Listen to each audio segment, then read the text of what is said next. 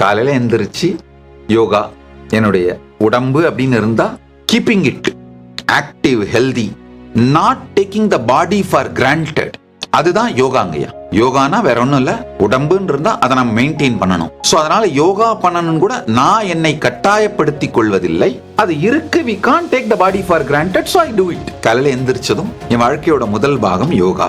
யோகாக்கு பிறகு என்னுடைய பூஜை. That's my personal time with Paramashiva. Paramashiva பரம்பொருளோடு என்னுடைய தனிப்பட்ட நேரம்.